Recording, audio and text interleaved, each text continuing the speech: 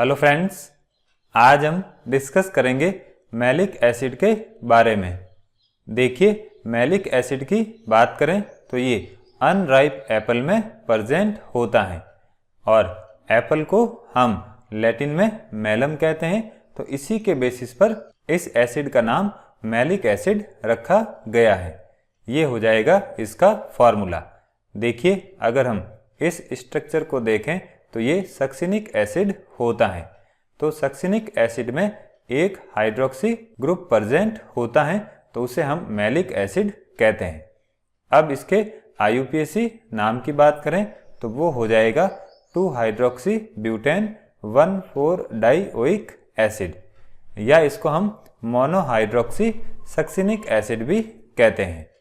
और ये unripe apples, berries और ग्रेप्स में प्रेजेंट होता है। अब इसके यूजेस की बात करें तो इसका यूज बेवरेजेस में किया जाता है और परगेटिव के फॉर्म में भी इसका यूज किया जाता है। परगेटिव एक तरह के लैक्सेटिव कंपाउंड्स होते हैं जो कि स्टूल सॉफ्टनिंग में यूज किए जाते हैं। अब बात करते हैं इनके मेथड्स ऑफ फॉर्मेशन की। तो सबसे पहले पॉइंट हो जाएगा फ्रॉम मैलेइक एसिड।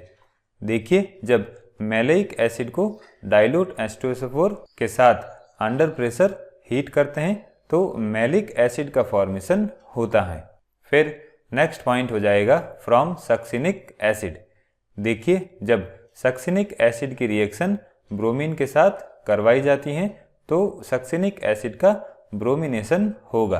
फिर इस कंपाउंड की रिएक्शन सिल्वर हाइड्रोक्साइड के साथ करवाई जाती है तो यहाँ पर हाइड्रोक्साइड आयन ब्रोमाइड आयन को रिप्लेस कर देगा और मैलिक एसिड बनाएगा।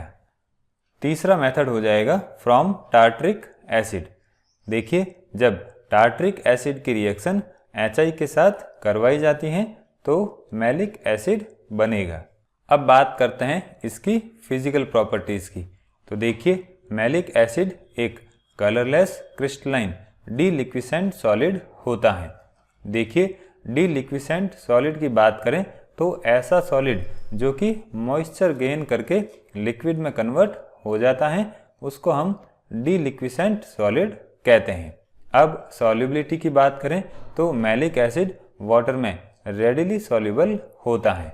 अब देखिए, मैलिक एसिड की बात करें तो उसमें एक कायरल सेंटर प्रेजेंट होता है, तो इसी वजह से ये ऑप्टिकल आइसोमेरिज्म भी शो करता है।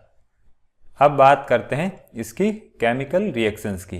तो देखिए, मैलिक एसिड में हाइड्रोक्सिल ग्रुप और कार्बोक्सिल ग्रुप दोनों ही प्रेजेंट होते हैं, तो इसी वजह से जो मैलिक एसिड हैं वो सेकेंडरी अल्कोहल और डाई कार्बोक्सिलिक एसिड की कैरेक्टरिस्टिक रिएक्शंस शो करता है।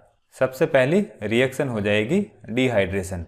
देखिए, जब मैलिक एसिड का डिहाइड्रेशन करते हैं तो फ्यूमेरिक एसिड और मैलेइक एनहाइड्राइड का फॉर्मेशन होता है।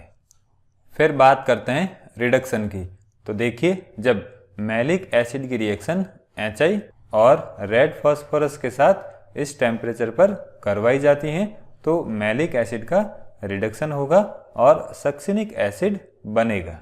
फिर बात करते हैं ऑक्सीडेशन की। तो देखिए, अगर हम डिफरेंट कंडीशंस की बात करें तो उससे डिफरेंट प्रोडक्ट्स ऑब्टेन होते हैं। मीन्स हम किस तरह का ऑक्सीडाइजिंग एजेंट यूज कर रहे हैं।